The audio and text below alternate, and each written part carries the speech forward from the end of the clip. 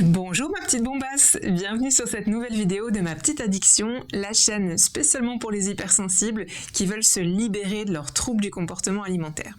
Alors aujourd'hui, on va répondre à une question très importante. Est-ce que c'est possible d'être addict à la nourriture ? Parce que souvent, en séance, la première fois que les gens prennent contact avec moi, très souvent, on me dit « Moi, je suis addict au sucre, je suis addict au chocolat, je suis addict à insérer ici un aliment que tu penses être la cause de ton addiction, ou en tout cas de ton obsession. » Alors, il faut que tu saches que aucun aliment, et encore moins aucun aliment naturel dans notre alimentation au quotidien, n'est addictogène. Ok ? Je vais t'expliquer pourquoi. C'est pas parce que c'est pas addictogène que tu peux pas avoir la sensation d'en avoir terriblement envie. Ça, c'est possible. Et d'être même submergé par ce ressenti au point de perdre le contrôle. Et peut-être que ça t'est déjà arrivé par le passé. Parce que c'est quoi une addiction ? En fait, c'est la dépendance à une substance malgré ses conséquences négatives sur la personne. Alors, il y a plusieurs types d'addictions. Il y a les addictions aux substances et les addictions au comportement. Alors, si la nourriture est pour toi une source de satisfaction, en tout cas c'est vraiment ce que tu recherches à chaque fois que tu y vas, et que même t'en perds le contrôle, et que ça a des dommages sur ta vie, parce que faut pas négliger, tu sais, les gens, je vais un peu changer de sujet, mais quand ils te disent non mais c'est bon, t'as qu'à arrêter de grignoter, mais je vais te faire des doigts d'honneur en fait, c'est pas si facile que ça d'arrêter de grignoter, et c'est un sujet qu'on prend pas au sérieux, alors qu'il est extrêmement profond, qu'il est enraciné depuis peut-être ton enfance. Non, c'est pas si facile. Donc ça a forcément, en tout cas très souvent, des dommages sur ta vie, des impacts négatifs sur ta relation intime, sur ta relation avec les autres, sur ta relation professionnelle, à toi, à ton corps, à la nourriture. Il y a beaucoup de choses, ok ?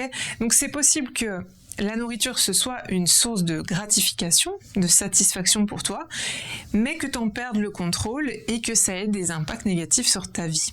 Ok, mais là c'est plus forcément l'objet, c'est plus forcément la nourriture qu'on va remettre en cause, mais plutôt le comportement que tu as lié à cet objet, à cette nourriture. Je vais faire un parallèle, tu vois, tu as des gens par exemple qui sont addicts à Internet, par exemple. Mais c'est pas Internet le problème, c'est le comportement qui est lié à l'utilisation, au contact d'Internet. Et justement, ce qui est mis en lumière là, c'est ce système de contrôle qui est ancré chez toi, sur lequel on va focaliser l'attention en se disant mais attends, mais habituellement ce système de contrôle, alors on va peut-être changer le mot parce que contrôle c'est pas toujours positif, mais ce système de régulation naturelle des sources de plaisir, il semblerait qu'il soit plus trop équilibré en fait. Et donc, par conséquent, que ce soit la boulimie ou l'hyperphagie, ces troubles peuvent être considérés comme une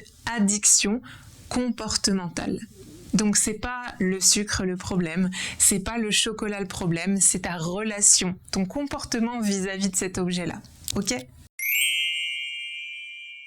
Alors mon conseil vis-à-vis de ça, c'est que les comportements, vois-tu, sont liés aux pensées, puisque les pensées vont créer des émotions qui vont créer des actions. C'est comme ça que ça marche, il n'y a pas de tortiller du boule, c'est ainsi.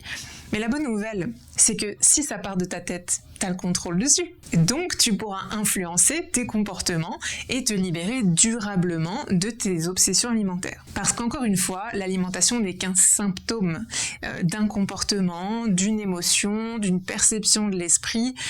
Donc tu peux l'influencer. Et moi, c'est ce que je fais tous les jours, dans mes suivis, dans les formations, c'est vraiment ce que je souhaite transmettre, que tu deviennes autonome, tu vois, que tu retrouves cet équilibre naturel et ce comportement sain pour toi, pour kiffer la vie, avoir du plaisir dans la nourriture, ok ? Sans être source de stress, etc. Donc je t'invite à jeter un œil sur mes formations, par exemple, ou si tu souhaites qu'on se rencontre, pour te libérer durablement de ces troubles du comportement alimentaire et profiter du chocolat ou du sucre tel que tu en as envie, tel que tu en as besoin. Abonne-toi sur cette chaîne, ma petite bombasse, ça me ferait très plaisir. Tu peux me soutenir en commentant, en likant, bref, partage ces vidéos. C'est ainsi que tu vas aider le plus de monde possible et peut-être que tu fais partie de ces gens qui aiment aider les autres. Alors vas-y, partage cette chaîne et soutiens-la et je te dis à très bientôt dans une prochaine vidéo.